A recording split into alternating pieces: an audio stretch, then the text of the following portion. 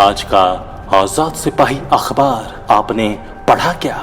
पढ़ते रहिए अपना लोकप्रिय दैनिक अखबार आजाद सिपाही। नमस्कार, आजाद सिपाही के प्राइम बुलेटिन में आपका स्वागत है। मैं हूं Manish Singh.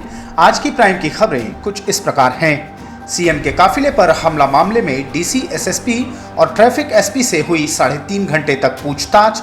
High level committee ने कहा जांच जारी, जल्द सौंपेंगे रिपोर्ट। कोयले की जांच की आंच पहुंच सकती है झारखंड। बंगाल के आधा दर्जन आईपीएस अधिकारियों को पूछताछ के लिए बुलाया। झारखंड के 3 अधिकारियों को भी देना होगा जवाब। लालू से मिले राजद नेता प्रेमचंद गुप्ता, सैयद फैजल। कहा बिहार में नीतीश सरकार छल कपट से बनी है। अब सरकारी स्कूलों पर होगी बिग बॉस की नजर। ताबड़तोड़ निरीक्षण का सचिव ने दिया है निर्देश। संकेत मिश्रा हत्याकांड, सगी चाची और उसके प्रेमी ने मिलकर की थी हत्या। साक्ष्य छुपाने के लिए शव को जलाने का किया था प्रयास। अब आइए सुनते हैं खबर विस्तार से। मुख्यमंत्री के काफिले पर हमला करने के मामले की जांच तेज कर दी गई है। शनिवार को 2 सदस्यीय हाई लेवल कमेटी ने रांची के डीसी, एसएसपी, ट्रैफिक एसपी से 3.5 घंटे तक पूछताछ की। इस क्रम में कोतवाली और सुखदेव नगर के पूर्व थानेदारों से भी पूछताछ की गई। कमेटी ने यह जानना चाहा कि इतनी बड़ी घटना के लिए आखिर जवाबदेह कौन अधिकारी हैं, किस स्तर से चूक हुई है। इस मामले में सभी एक दूसरे पर आरोप मढ़ते दिखे। जिला प्रशासन ने पूरा मामला सुरक्षा का बताते हुए पुलिस पर फेंक दिया है। वहीं पुलिस ने भी 2 भाग हो गए हैं। जिला पुलिस के अधिकारी इसे ट्रैफिक का मामला बता रहे थे तो ट्रैफिक सुरक्षा का हवाला देकर जिला पुलिस का। ट्रैफिक के अधिकारियों का कहना था कि उनका काम सड़क क्लियर कराना है, न कि विधि व्यवस्था को संभालना। एक थानेदार को सीएम के मूवमेंट की जानकारी तक नहीं थी। पूछताछ के बाद मीडिया से बातचीत में सचिव के सोन ने कहा कि पूरे घटनाक्रम के बारे में जानकारी जुटाई जा रही है। करीब 3.5 घंटे तक सभी का पक्ष लिया गया। स्थानीय लोगों और आम लोगों से भी बातचीत की गई है। मौके पर मौजूद लोगों से भी घटनाक्रम का विवरण लिया गया है। कमेटी की जांच जारी है। जल्द ही कमेटी अपनी रिपोर्ट देगी। सीएम सुरक्षा में कोताही बरतने के आरोप में सुखदेव नगर थाना प्रभारी सुनील तिवारी और कोतवाली थाना प्रभारी ब्रिज कुमार को लाइन हाजिर कर दिया गया है।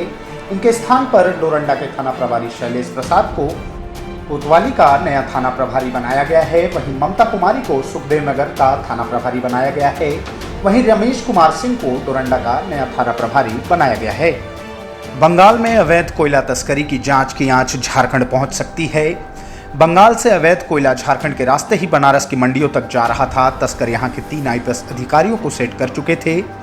इन 3 अधिकारियों के नाम अनूप मांझी उर्फ लाला के घर में मिली डायरी में हैं।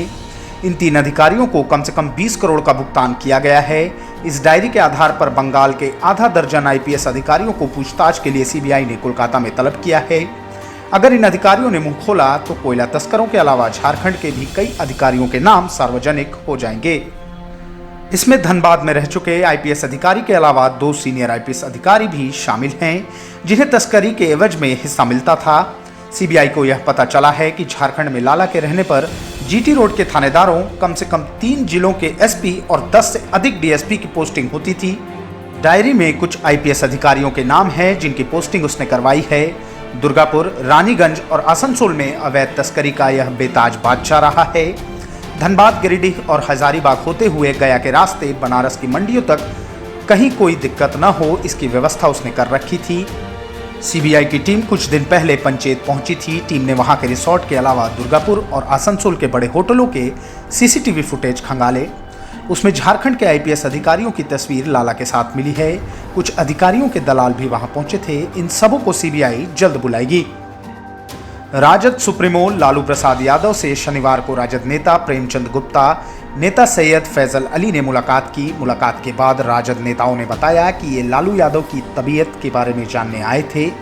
इस दौरान उन्होंने बिहार की राजनीति पर भी चर्चा की। प्रेमचंद गुप्ता ने मुलाकात के बाद कहा कि राजद सुप्रीमो की सेहत दिनों दिन गिरती जा रही है, इससे उन लोगों की चिंता बढ़ गई है।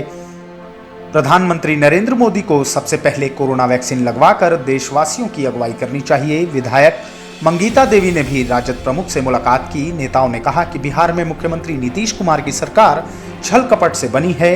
जनमत हड़प लिया गया है। लालू की सुरक्षा में लगे पुलिस बल द्वारा गहनता से जांच के बाद उन्हें वार्ड के अंदर जाने दिया गया। सरकारी स्कूलों पर अब सीधे बिग बॉस की नजर होगी। स्कूली शिक्षा को चुस्त दुरुस्त करने के लिए उन पर कड़ी निगरानी की जाएगी। इसके लिए स्कूलों का नियमित निरीक्षण किया जाएगा। स्कूली शिक्षा एवं साक्षरता विभाग ने इसके लिए प्रमंडल, जिला, प्रखंड और क्षेत्र स्तर के शिक्षा पदाधिकारियों की जिम्मेदारी तय कर दी है। उनके द्वारा प्रत्येक माह स्कूल के किए जाने वाले निरीक्षण की संख्या तय कर दी गई है। शिक्षा सचिव राहुल शर्मा द्वारा इसे लेकर जारी आदेश में कहा गया है कि पदाधिकारी निरीक्षण के क्रम में स्कूलों में कम से कम एक क्लास भी लेंगे जो 40 मिनट का होगा। आदेश के तहत क्षेत्रीय शिक्षा उपनिदेशक अपने अधीनस्थ जिलों में प्रत्येक माह 10 कार्य दिवसों में कम से कम 20 स्कूलों का निरीक्षण करेंगे। साथ ही माह में कम से कम एक बार पुस्तकालयों, जिला शिक्षा पदाधिकारियों और जिला शिक्षा अधीक्षक के कार्यालयों का भी निरीक्षण करेंगे। इसी तरह जिला शिक्षा पदाधिकारी और जिला शिक्षा अधीक्षक 7 कार्य दिवस में कम से कम 20 स्कूलों और माह में कम से कम एक बार अपने अधीनस्थ कार्यालयों का निरीक्षण करेंगे। इसी तरह क्षेत्र शिक्षा पदाधिकारी माह में कम से कम 20 स्कूलों और एक BRC CRC का निरीक्षण करेंगे। वहीं प्रखंड शिक्षा प्रसार पदाधिकारी 15 कार्य दिवस में अपने प्रखंड के 30 स्कूलों का निरीक्षण करेंगे। विभाग ने बाकायदा निरीक्षण का नया फॉर्मेट दिया है जिसमें स्कूल से संबंधित पूरा ब्यौरा, उपलब्ध राशि, योजनाओं की स्थिति आदि की जानकारी दी है। सभी रिपोर्ट निर्धारित माध्यमों से होते हुए विभाग को भेजी जाएगी। खूंटी के प्रेम घाघ पिकनिक स्थल से कुछ दूर छोटा उड़ीकेल के दोड़ी जंगल से 7 जनवरी को अधजला शव बरामद किया गया था। इसकी पहचान तोरपा निवासी पत्रकार अनिल मिश्रा के पुत्र संकेत मिश्रा 28 के रूप में हुई थी। इस संबंध में अज्ञात अपराधियों के विरुद्ध कर्रा थाना में मामला दर्ज कराया गया था। इस कांड की गंभीरता को देखते हुए खूंटी SP आशुतोष शेखर ने 8 सदस्यीय SIT टीम का गठन किया था। गठित SIT टीम ने गहन तकनीकी और वैज्ञानिक अनुसंधान में आए तथ्यों के आधार पर उक्त हत्याकांड का शनिवार को खुलासा कर दिया। इस हत्या के आरोप में पुलिस ने संकेत की 33 साल की सगी चाची और घरेलू नौकर बिरसा मुंडा को गिरफ्तार किया है। बिरसा मुंडा के बारे में उसकी प्रेमिका और संकेत मिश्रा की चाची का दावा है कि उसने 3 साल पहले ही मंदिर में उससे शादी कर ली थी और उसकी 3 साल की बच्ची बिरसा मुंडा की ही है। प्राप्त जानकारी के अनुसार 8 जनवरी को संकेत मिश्रा ने अपनी चाची के मोबाइल पर फोन करके 3000 रुपए की मांग की। उसने कहा कि बच्चे की तबीयत खराब है, इलाज के लिए उसे पैसे चाहिए। उसकी चाची ने उसे घर पर बुलाया। जब संकेत मिश्रा वहां पहुंचा तो उसे शराब पिलाई गई। फिर उसे लेकर उसकी चाची और बिरसा मुंडा प्रेम घाघ पिकनिक स्थल की तरफ चले गए। पुलिस को दिए गए बयान में उसकी चाची ने कहा है कि वहां पर उसके और संकेत के बीच किसी बात को लेकर हाथापाई हो गई। मौके पर बिरसा भी था, वह संकेत से भिड़ गया। इसी दौरान बिरसा ने गला रेत कर संकेत की हत्या कर दी। इसके बाद बिरसा और उसकी प्रेमिका ने संकेत के शव के ऊपर पेट्रोल सना जैकेट और जंगल से पत्ता रख आग लगा दी। संकेत का शव बुरी तरह झुलस गया। इधर SP ने बताया कि अवैध संबंध को लेकर बिरसा और संकेत के बीच अक्सर विवाद भी होता था। कांड में शामिल दोनों आरोपी खूंटी से भागकर छत्तीसगढ़ के जसपुर के कनकुरी थाना क्षेत्र में अपने किसी रिश्तेदार के यहाँ रुके थे। पुलिस ने दोनों को वहीं से शुक्रवार की शाम गिरफ्तार किया। SP ने बताया कि आरोपियों के अनुसार संकेत को बेटी के इलाज के लिए कुछ रुपए चाहिए थे।